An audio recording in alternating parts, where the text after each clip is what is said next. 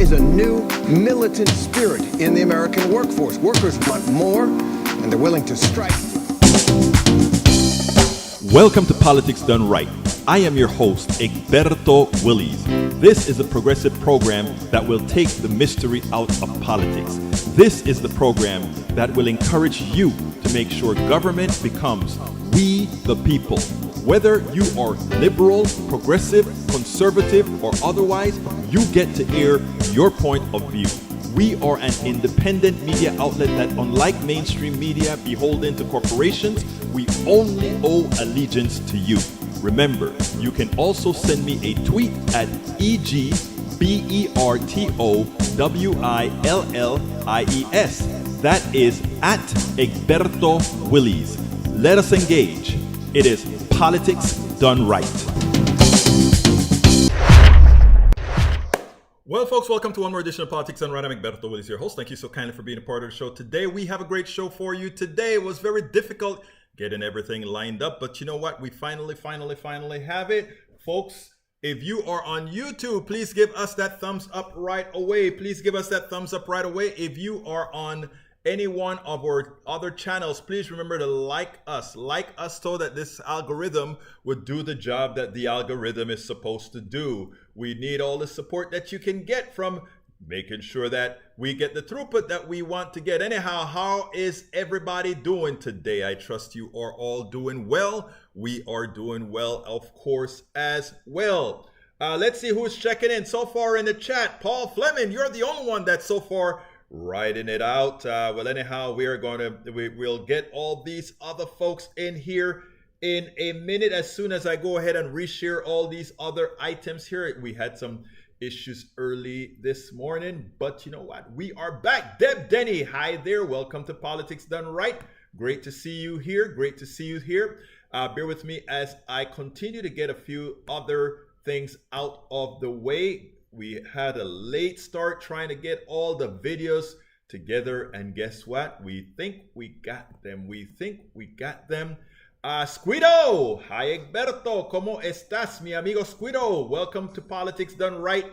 I guess you got it at the right time. Sarah Beth, I'm good. How are you? We are doing fine, Sarah. Thank you so kindly for being here at Politics Done Right. Peggy Lopez, ¿cómo estás? I trust all is well with you.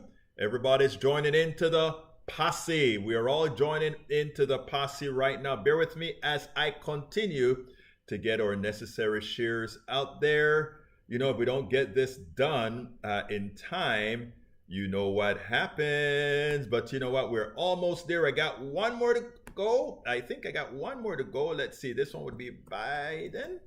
And actually, it's one more to go after this one here. And then we'll be ready to fly. How's everybody doing today? Give me some comments while I prepare these things so I can read as I prepare these things. Give me some comments. Let me hear how you guys are doing. Want to find out. It's Thursday, one day away from the weekend. Tom C says, here from Michigan. Hope to stay for the whole show today. I hope you can.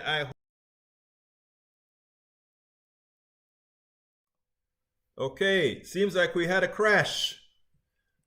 We're back now. Let me know if everybody's back here, but it seems like we had a crash. But we're back. We are back. Let's hope that it held on to the same status. Okay, folks, if you're still here with me, wonder if the power went out. No, I don't know. Remember, this is a new computer, the computer that you guys got for the new PDR. So we should be back on.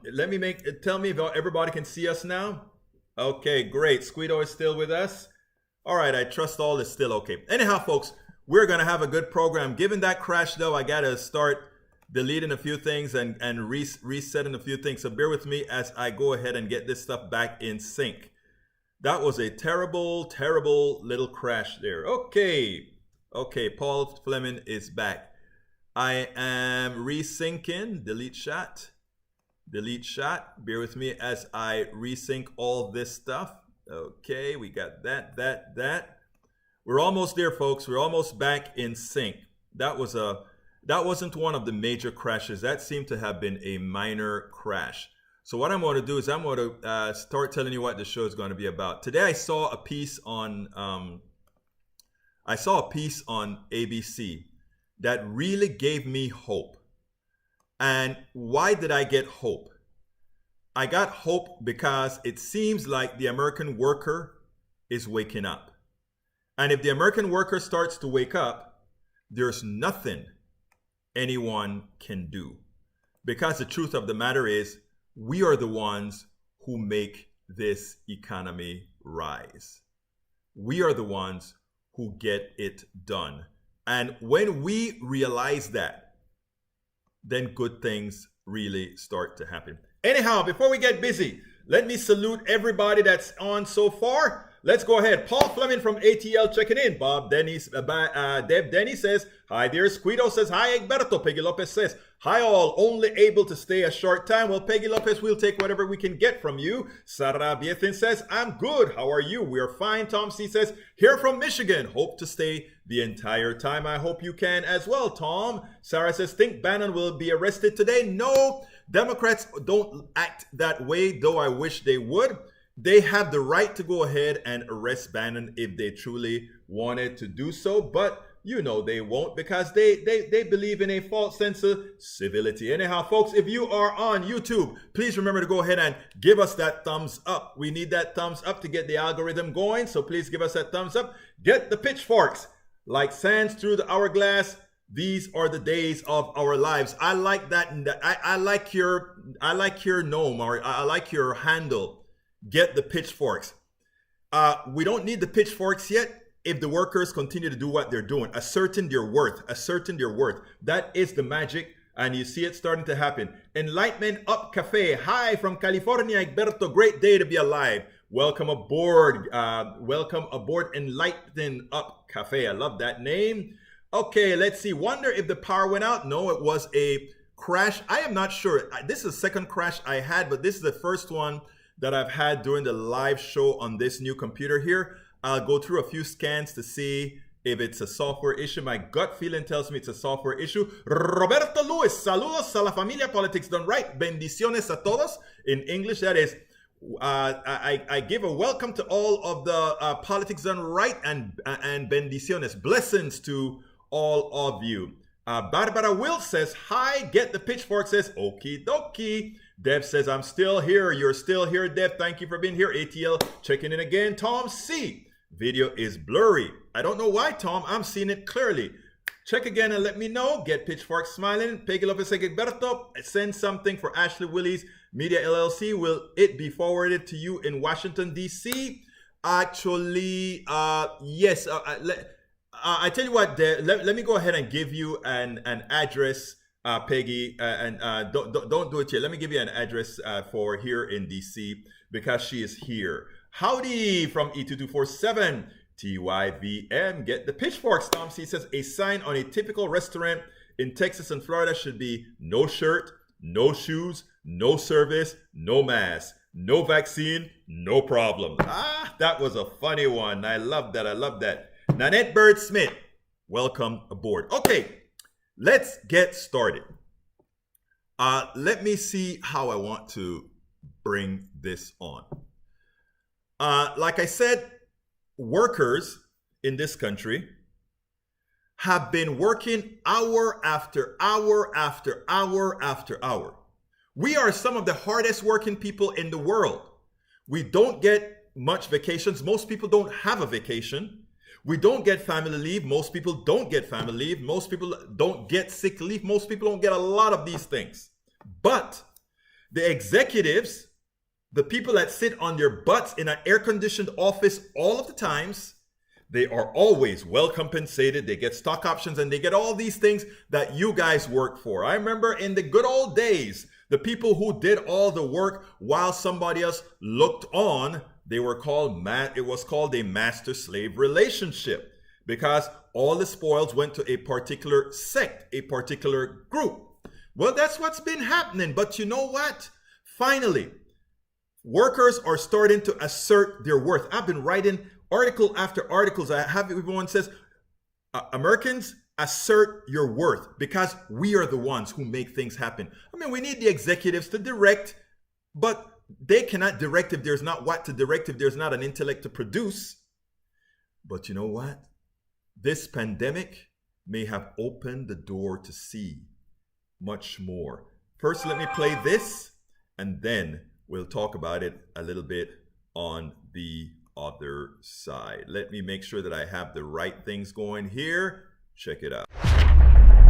There is a new militant spirit in the American workforce. Workers want more, and they're willing to strike to get it. This morning, 10,000 workers at John Deere hit the picket lines in Iowa, Illinois, and Kansas. They argued that even as the agricultural equipment company's profits grew by 61% in recent years, and their CEO's salary grew by 160% during the pandemic, their pay has actually been cut. We need to let them know that they can't continue to take our money and take our money and take our money. Across the country, labor is on the march. In California and Oregon, 24,000 nurses and other healthcare workers at Kaiser Permanente voted to authorize a strike over pay and better working conditions.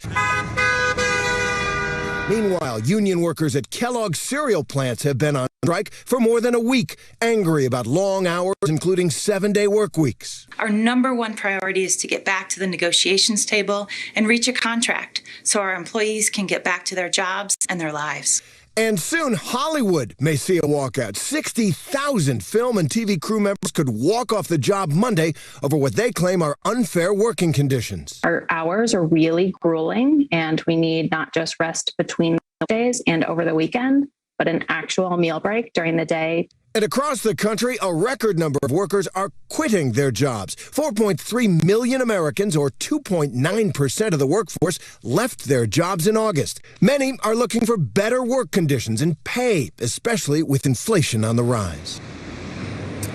Several forces are driving all of this. As the pandemic comes to an end, companies are seeing sky-high demand and very tight labor markets. They're having trouble filling jobs. Workers notice that top executives and bosses are getting paid, and so for the first time in a long, long time, workers have the upper hand. That report by ABC, I loved it. I love that report because it was actually placed in very well context, but I like the last sentence. For the first time in a long, long time, workers are in command. For the first time in a long time, workers are in command. Let's remember that. Anyhow, folks, your thoughts about that. Anyhow, let's see what you're saying. Peggy Lopez says, I'm heading out. Nanette Bird Smith says, hi. Tom C says, after browser refresh, everything worked right. And Squido says, Kellogg isn't great. Yes, that is actually great that we're seeing this. Now here is my issue, right? The big story that everybody wants to put on is this story of inflation. And the reason why that having workers have all this much power now is going to create inflation. Yeah, it will. Some inflation, and it should. And it should. But the fact of the matter is that for too long, workers have not gotten to take advantage of the spoils. If you look at what occurred during the pandemic, bosses made a lot of money. There were more billionaires created. All the people that control capital did well. And those of us who work, those people who go to work every single day, they were asked to sacrifice more. They were asked to take less pay. They were asked to do all these things. And when they were given a stipend by the government because of this great pandemic that was effecting much damage on them all, we then had the plutocrats saying, you can't give them all that money because they won't work. So they stopped giving them the money. And you know what happened? People still said, I'd rather be poor alive than the rat race of pain and illness and death that the plutocracy is offering me with substandard wages, with substandard pay, with substandard quality of work, with me not being, with them not giving or asserting my worth. And in that regards, then, they have the power. If you looked at that, that was a classic example with that manufacturing company. Executives got more money. The company made more profits. The prices of the products were higher. And what did they ask the workers to do? Take less. If that is not a antiseptic slavery, my brothers and sisters, please tell me what is.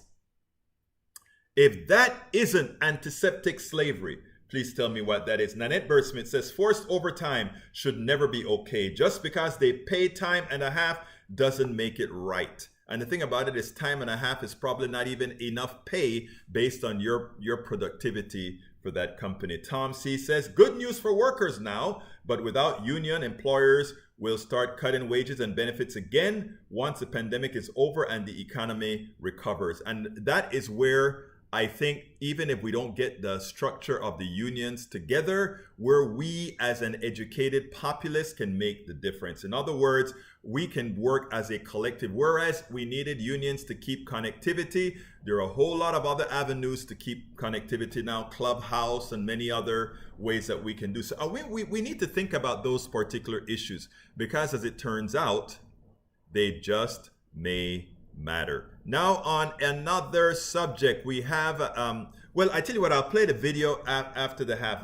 Right now, let me first tell you guys that I left a whole lot of space open today, mostly because I didn't have a lot of time to develop 3 full subjects. So I would love for you guys to start sending me messages so that we can actually talk over the message board. If you have comments that you want to put out there, let me have it. If you are on YouTube, please give us that thumbs up. If you are on Facebook as well, please give us that thumbs up. That will be very much appreciated. Let's see here. What's going on Facebook? Let me go ahead and check because it seemed like we had to requeue.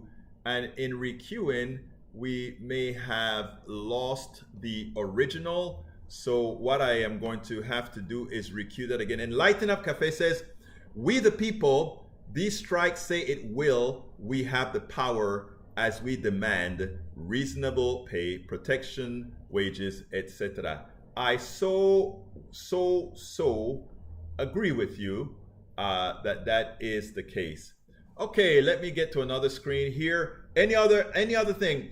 I'm on SSD and just barely getting by. You know, it is sad because that is just how it is.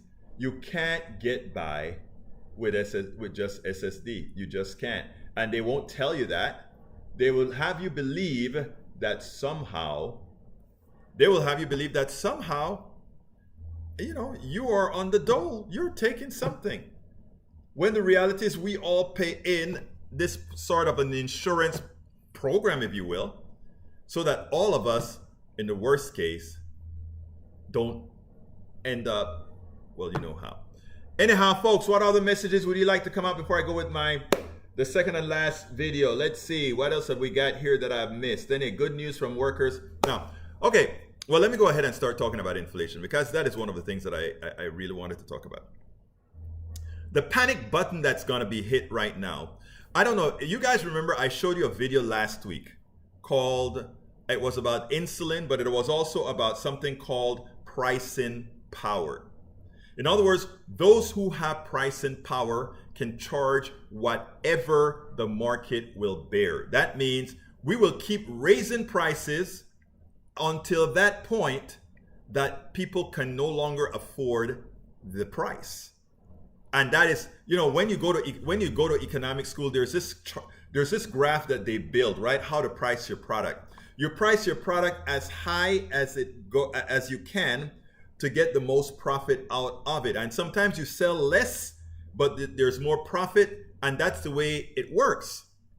Now, that is not bad if you're selling things like computers and chairs and all those things that are not necessary. But if you're selling food and milk and gasoline to get to work, that economic system zaps you, right? It takes away your worth. Now, but there's another thing that you have to understand, and that is only those with pricing power have the wherewithal to play with you that way, because that's what they're doing. Let's take a cup of coffee. Starbucks sells a cup of coffee. How much do they sell that cup of coffee for? Don't think that few pennies that it went up every so often, they didn't do a whole lot of calculations behind it. What they do is they run graphs. They go ahead and say, if I increase the price by 10%, how many sales will I lose from that person say, oh, it's 10% more. so I won't bother. Starbucks would say, all right, if I increase the price by 10%, I may lose 1% of sales, but my product costs will go down from the 1% of sales, but the additional income that I make on a per coffee basis would be more to offset the loss of extra cups of sales plus the gain in me not having to buy as much coffee. That's fine. If you're buying a computer, that's not necessary. If you're buying things that are just for leisure, that's not a problem. But if you're buying gasoline, if you're buying heat, if you're buying groceries, all those things matter. That is why those are the things that should be regulated. But how can the corporations now further control our politics? Here's what they do. You've heard of all these price increases in the grocery stores. You've heard of the dollar store now being a $1.25 store. And when the dollar store went from $1 to $1.25, the stock zoomed up, right? More so than them just keeping steady state. And the problem was price and power. All these companies have that. And they don't have to, there don't have to be a whole lot more demand for them to increase price. When you have children that need milk, if the price of milk goes up, you just buy more milk and you just eat the price. And you do it less. But they continue to make more. Take a look at the income statements and the profit statements of these companies that are raising prices. They like to tell you that the market dictates the prices. I'm going to agree. The market dictates the prices. But the market should only be one factor that dictates prices. Why? Because we're human and we shouldn't allow ourselves to be governed by some mythical thing, which the market is. Remember that curve that I tell you? That's the market. In other words, if I go to Starbucks and coffee is $1.50, I buy it. If it's $2, I buy it. If it goes to $2.99, I may still buy it. If it goes to $3.25, I say, no more. But suppose this was medicine that I needed for blood pressure. Suppose this was medicine that I needed for all these other things. The same price and power that they use for coffee is what they also use for medicine. And then what happens? What happens then is you start to pay the price. Your wealth start to go because they have price and power and you must have your blood pressure medicine. That is why market forces should not work for medicine. Market forces should not work for energy. Market forces should be very much controlled when it comes to certain food items. Market forces should be pegged, should be stopped. Because again, it's these forces that are used to enslave you by forcing you to give your wealth to a few, those who have price and power. But now, it is also a political game. If I believe that Americans are going to start crying when they see high prices, and I have a president in office and a Congress in office that wants to say, we are going to equalize things. We're going to make things more equal. We're going to make things more equitable, not equal, but equitable. What are they going to do then? They're going to, without the need to raise prices, they will raise prices. And then their peons in Congress would say, you see what the Biden's policy is doing? It is causing the prices of items to go up. But prices should only go up if you have a shortage and not enough to give people. And people talk about, oh, the supply chain. The supply chain is a real thing. Don't get me wrong. But the supply chain is not a real thing for apples. The supply chain is not a real thing for a lot of our beef. The supply chain is not a real thing for our eggs. The supply chain is not a real thing for our milk. But they're still going up in price. You have to ask yourself why. Paul said the state legislatures must be focused on when Republicans are taking secretaries of states rolls out of the election process. I agree. Tom C. Sorry, Squito. That's why we need to keep Dems majority in the House, Senate, plus the presidency to build back better and protect our we the people democracy. Tom C. is absolutely right. Paul, agree. Counting votes should not be the purview of an elected official. Executive select voting administrators based on minimum standards of expertise and a minimum of set of processes. Squito says Tom C. Exactly. All right. We are at the half mark of the show at this point. So at this point, I do what I always do and tell you folks, if you are on YouTube, please go ahead and consider becoming a part of the PDR posse by clicking on that join button. You won't regret it, and you will be helping us do what we do best, and that is educate, inform, and together get things right. You know, when you hear about these prices going up and they start to say, look at what Biden's policies are doing, it is incumbent on you to understand how inflation works, how pricing power work, that you can explain in simple English to your friends and say, this is not Biden. This is a corporatocracy trying to force Biden and progressive Democrats not to pass policies that will cause them to have to pay a fair share of the taxes that they owe. We have to start making the case that the thievery that's occurring in these price increases has nothing to do with things are more expensive, but it has more to do with those who control price and power. If it was otherwise, you would not have seen the balance sheets and the income statements look as they do today. Even during the pandemic, the income statements of these companies that are now charging you higher prices were doing just fine. So why are they raising prices? Because they can. And when you blame the government instead of blaming those who control the capital markets, that is exactly where they want you. But if you want to blame the government, the way you blame the government is saying, I blame you for not controlling them to protect us. That is what you have to, when you are blamed, and then you start to find the culprits. The culprits are all the Republicans, Sinema, Manchin, and anyone that is hiding behind the cloak of Sinema and Manchin. Remember that. All right, folks, if you're not on YouTube, you can still become a part of the process by going to politicsdoneright.com/YouTube to support us, politicsdoneright.com/YouTube. You can also support us on Patreon. We need a lot more patrons and folks on YouTube. You can go to politicsdoneright.com/Patreon.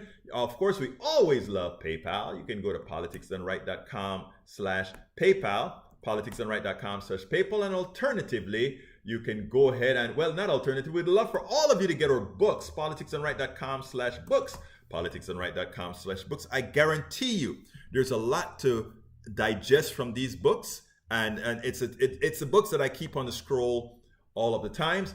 And again, if you want to find how you can support us completely, all the different forms of supports, you can go to politicsdoneright.com/support, politicsdoneright.com/support. And that has all the different avenues to support our show. I ask you so kindly to do that. We are now executing out of Washington, D.C. for the time being, because I'm here to take care of my daughter who's had a second stroke, and she's been. I always give an update. In fact, when the show was just started, I was telling her, or she had called to say that she had just got through with PT. So as soon as I get off the call today, or the program today, I'll be heading out to see her and see how her PT went today, which I'm pretty sure she has been working her butt off, and she's going to be one strong young lady coming back. But anyhow, it is time to hear the second thing about what we need to do. Check this out. Let's see, where is it? Right here. More and more so-called never-Trumpers are considering either endorsing some Democrats or forming a new party. To that end, the Renew America movement is a group of high-profile lawmakers working to elect candidates who denounce political extremes. So you both co-author a new piece for The Times entitled, "We Are Republicans. There's only one way to save our party from pro-Trump extremists." Governor Whitman, what is that way forward? Well, that way is to support those candidates who stand up to the big lie, who believe in democracy and the rule of law, whichever side of the aisle they appear on, whichever side of the ballot. It's getting Republicans to understand that if their choice is a Republican extreme candidate versus a centrist Democrat, they should vote for the Democrat, and vice versa. Because it's been fascinating, because since we put out this op-ed, I've had almost as much response from Democrats saying, "We hear you, we're worried, we're ready to cross the aisle," as I had from Republicans, which tells you there's a real hunger out there for the center to find some place to go, and that's what we're trying to create. But starting with, because we're Republicans, trying to get the Republican Party back to the center by supporting the kinds of candidates that represent what the party used to stand for. Christine, I wonder what these historic times are really ready for.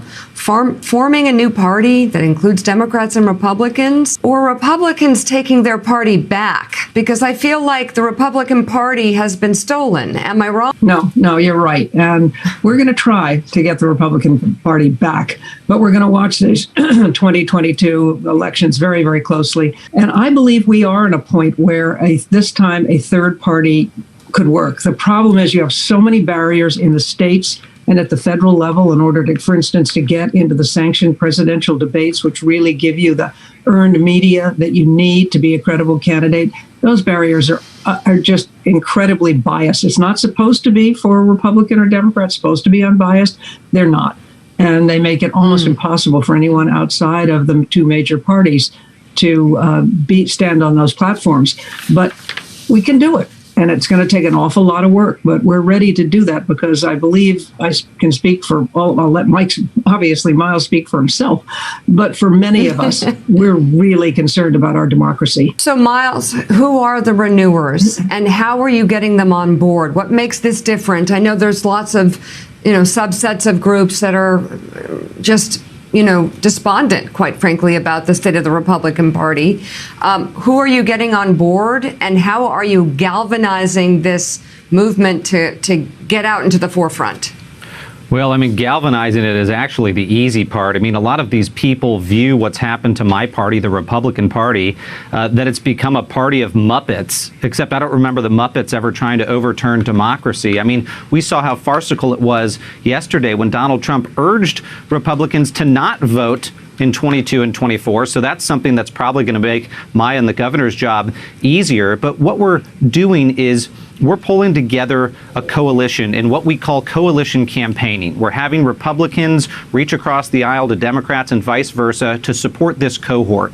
Now, what we've identified is a group of Republicans, independents, and Democrats that we see as unifiers. And we are calling on them, and by we, I mean the 150 former Republican governors, senators, congressmen, cabinet secretaries that are behind the Renew America movement. We're calling on Republicans around the country to go support these moderates that we're releasing today and put country over party. And we think that's the only way to not just save the GOP and give it an opportunity to reform by protecting some of the good Republicans, but protecting our democracy from GOP control of bodies like the U.S. House of Representatives. And the last thing I'd add to that, Mika, is this has worked before. It worked in the 2020 election. The governor and I and many others tried to mobilize disaffected Republicans to flip and support Joe Biden. And in key battleground states, President Biden largely was able to win because of those Republicans that flipped sides. So this is doable, and we're urging voters to now do this at the local level in the midterms. A lot of those people who are not speaking up are not happy with where they are, but they don't feel anyone has their back. And what we're looking for is those that have at least indicated that they work across the aisle. They really want to put an end to this undermining of the public's confidence in our electoral system. And that's what's really scary. But so that's why we're reaching out to Democrats saying, vote for the centrist Republican, and Republicans vote for the centrist Democrat, because we feel very strongly that we can't, if you have both houses, if they flip, even if the House flips, that's going to be dangerous for us, because you're right. Those who continue to self-identify as Republicans for the large part, there's some like Miles and myself who are still hold the Republican label and are not Trumpers, they are Trumpers. As she said, they are Trumpers. Anyhow, I want to read a part how they started their article. It said as following.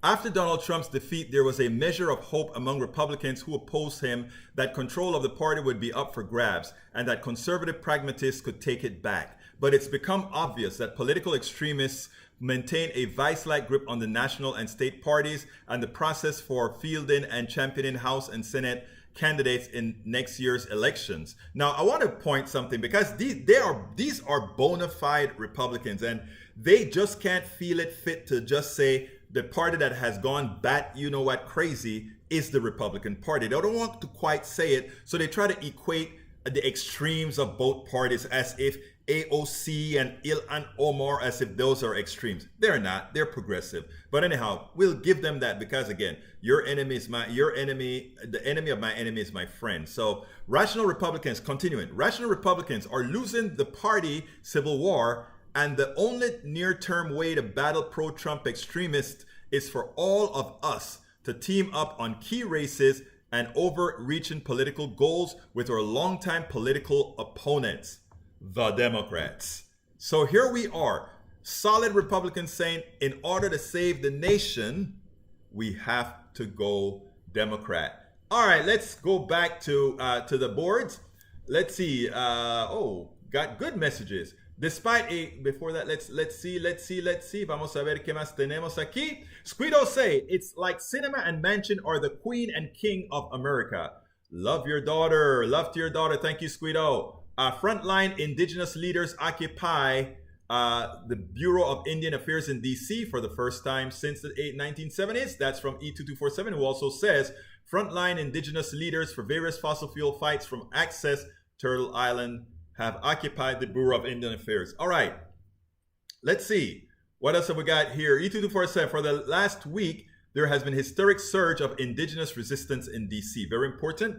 Again, these are the times where we have to perform. We have to get involved. All right, new to golf. Are you new to golf? New to golf says, do these never Trumpers support the voter restrictions recently passed all over? They haven't said, but that's a good point, and that is something that should be asked. I never thought about that. New to golf, that's a good point. Paul Fleming, the moderate racist versus the extreme racist. Okay, I get it. I love the way you put your words, Paul, but you know what? I get it. E2247 says her songs have no end, so we must continue the unfinished work of our ancestors who have walked on before. Para ver quién más tengo. Norman Reynolds, welcome aboard. He says, this third-party dream has been the left's hobby horse for a while based on policy, but this need for a third party in the GOP begins because these same folks that are breeding hate for the Dems at their core. It is like Yankees fan of the 1970s rooting for the bus. I get you, Norman. All right, for the land, for our water, for our future, we must fight now. I agree. All right, Barbara Wilt says, affordable health care. I have Medicare, a supplement, and financial, and through my local health care, but cannot see a specialist outside of my local health care due to the unknown money I'll be billed. Barbara, I'm curious, do you have Medicare or do you have Medicare Advantage? I want to know that. It's important. That's a subject that we covered a few weeks ago. Do you have Medicare or Medicare Advantage? Please check. With Medicare, it's usually 80-20, plus you have to buy a rider. Let me know what you have because I have a message for you. Free prior and informed consent. You have Medicare. One more time, Barbara, is that you sure there's no Medicare Advantage attached to it? Because if you have Medicare, you should be able to find, if you're in a major city or close by, you should have no problems finding somebody to provide you service. Please let me know for sure if you're absolutely sure it's not Medicare Advantage that you have. Puffin says, tribal tourism could save the world. Any hashtags to share online for DC takeover? Well, why don't I give you that task, Puffin? Find some and we'll put it up for you. Puffin says, I've been using pillow revolution for years. Seems like the time is finally here. I like that. Puffin also says, let's see what else we got here. Okay. Para ver qué más tengo aquí. I'm sure I'm in the sticks. Okay, I got you. Come move to Houston. I can guarantee you'll have the best healthcare, or even Washington, D.C., the best, look, you're lucky though it's not Medicare Advantage, because Medicare Advantage would have left you completely out of scope. Anyway, I wanted to continue this article before I finish, and it says, this year, we joined more than 150 conservatives, including former governors, senators, congressmen, cabinet secretaries, and party leaders in calling for the Republican Party to divorce itself from Trumpism or else lose our support. Perhaps with us forming a new political party. Rather than return to founding ideals, Republican leaders in the House and in many states have now turned belief in conspiracy theories and lies about stolen elections into litmus tests for membership and running for office. So true. We need universal health care. I don't know, Barbara, if you follow us for some time, you know that we are advocates of Medicare for all. And by the way, the only thing we have, Medicare, in that word really means nothing like Medicare. It means all your health care needs at some baseline taken care of. More than universal health care, complete, entirely health care. That is what we should have. That is what we must have. Okay, the last story. Let's see. Puffin says he to the word. Last story is about what I like to call, it's time for neoliberalism to die. It is time for neoliberalism to die. But beforehand, Eric Hayes has a question. What about fighting for heroes, nurses, and doctors that are now considered zeros because of being fired?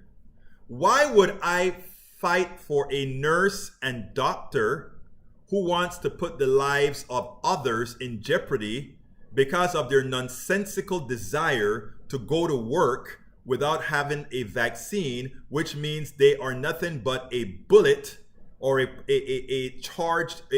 gun with a faulty trigger if they are to provide service to people? Why would I support them? Any nurse or doctor or politician who does not support getting people vaccinated have no right to be a politician, have no right to be a doctor, have no right to be a nurse. If they want to have those professions, form their own little compound and work within that compound, where you can no longer be a clear and present danger to the rest of us. Okay? Anybody walking around in healthcare without a vaccine is a gun-touting person, potentially killing others. There's no two ways about it. So no, I will never, ever fight for any of those people that are released, whether it's a pilot, an airline pilot, a bus driver, or anybody who wants to serve the public but refuses to take a vaccine out of some ridiculous ideological mumbo jumbo. And like I state again, any politician who supports not having a vaccine should remain out of power.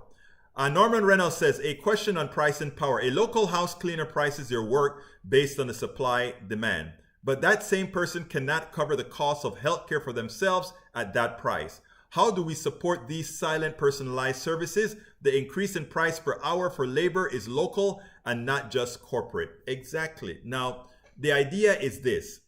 We should have basic income and basic income and universal health care. That solves all our problems. Why basic income? Norman gave the classic example as to why basic income is necessary. If your pricing power in a market prevents you from making a living wage, that should be subsidized by society, because the society is the one that governs our economic system that has that flaw. So having a basic income mitigates that problem.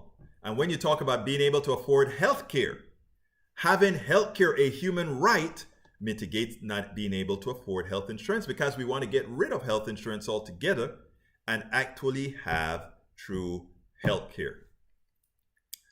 All right, let's see what Squido says. That would be pro-death. Yes, why no? We Congress people out there some need White House now. I didn't quite understand that.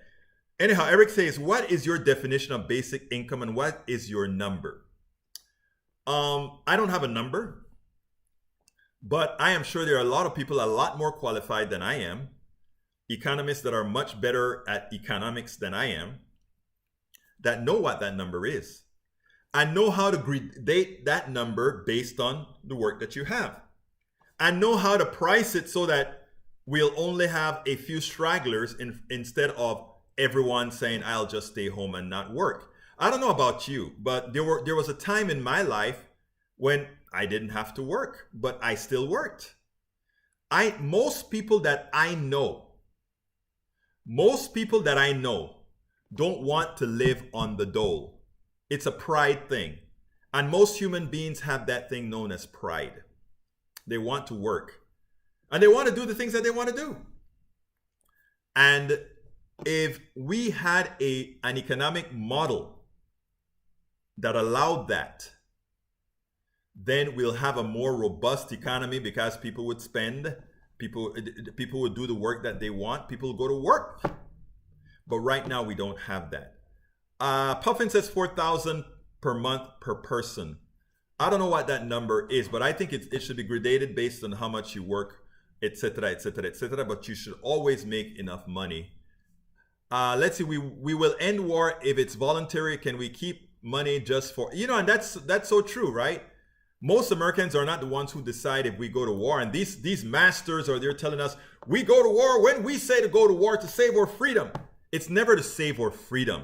Remember, we go to war to keep the plutocracy in power, to keep the plutocracy over the oil fields in Iraq, to keep the plutocracy over the mining fields in Afghanistan and these areas where you have rare earths.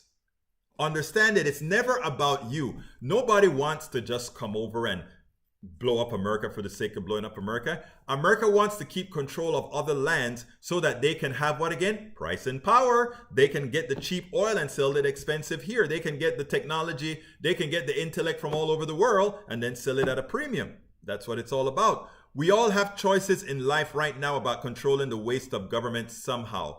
Yeah, true. If we could get Republicans to stop and centrist Democrats to stop supporting stupidity like wars and insurance companies and all of that, just eliminating a lot of the defense budget, eliminating health insurance companies, all of that alone will take hundreds of billions of dollars every year off of our ledger.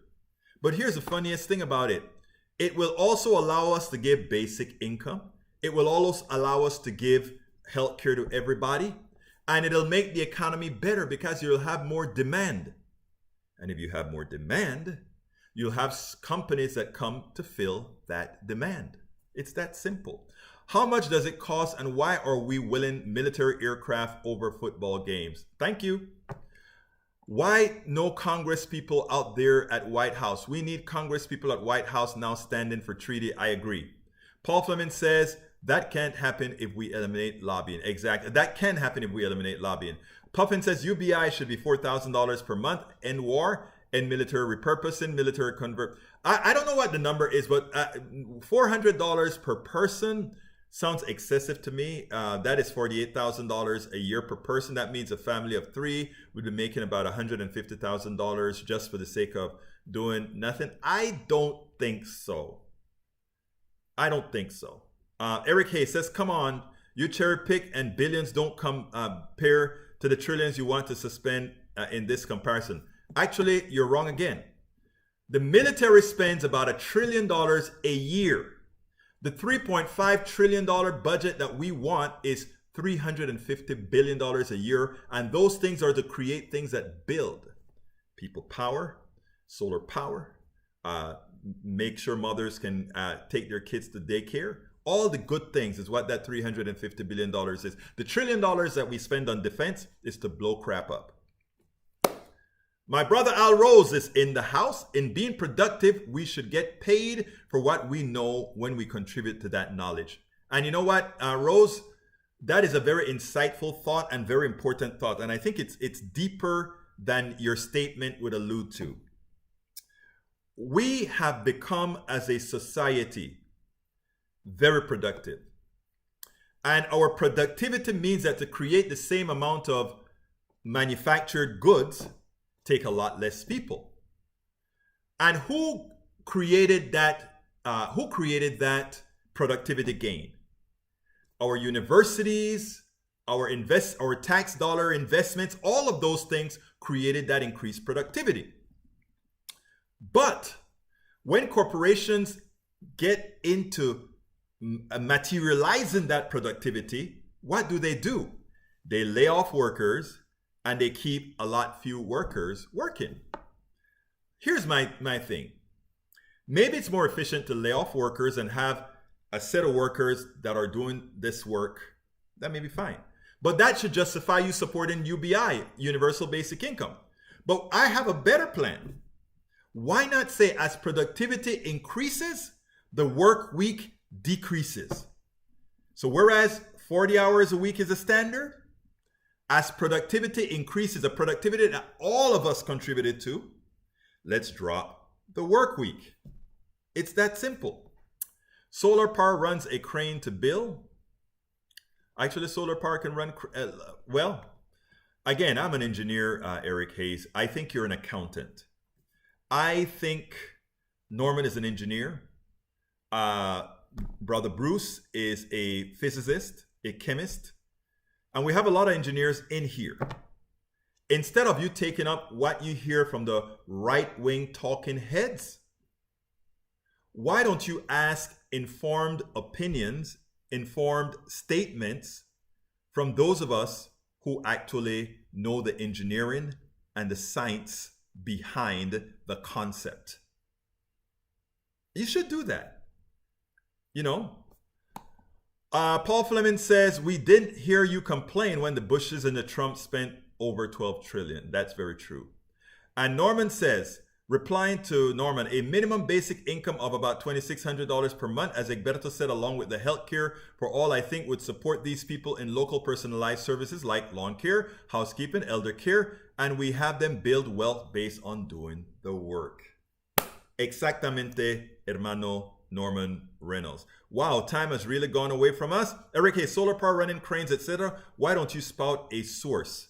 I don't need to spout a source. I can tell you the voltaic, how I can give you the square inch number per watt that you get from solar energy. I can tell you how much a lithium battery can hold and store, and I can tell you the horsepower required of an engine, and then I can tell you how that engine can actually do the work. Just like the F-150 that's working off of just electricity can pull a locomotive.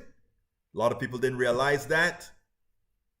Again, Eric Hayes, it's about science. And in this case, I don't have to issue a source. I know the engineering, I know the physics, and I know the mathematical formulas to convert solar energy into electrical energy, stored into a battery, and then emanated to a motor. Thank you. All right, we got to get out of here. Folks, my name is, before that, I need to do the ask one more time. Folks, if you are just joining us, I want to ask you to please support the program. How do you support the program? If you want to support the program, just go right ahead and click on become a patron. How do you become a patron? First of all, you can click on that join button. Click on the join button if you're on YouTube. You can also go to politicsandright.com/patron, politicsandright.com/patron. We need 1,000 users there. Alternatively, you can go to politicsdoneright.com/YouTube, politicsandright.com/YouTube, or you can always support us on PayPal, politicsandright.com/PayPal, politicsandright.com/PayPal. But the all-encompassing way of support is politicsandright.com/donate. support. Look, folks, I got to get out of here. My name is Egberto Willies. This is Politics Done Right. And you guys know how I end this baby. I am what? Out!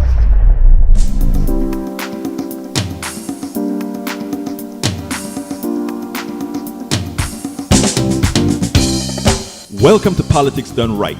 I am your host, Egberto Willies. This is a progressive program that will take the mystery out of politics. This is the program that will encourage you to make sure government becomes we the people. Whether you are liberal, progressive, conservative, or otherwise, you get to air your point of view. We are an independent media outlet that, unlike mainstream media beholden to corporations, we only owe allegiance to you. Remember, you can also send me a tweet at EGBERTOWILLIES. That is at Egberto Willies. Let us engage. It is Politics Done Right.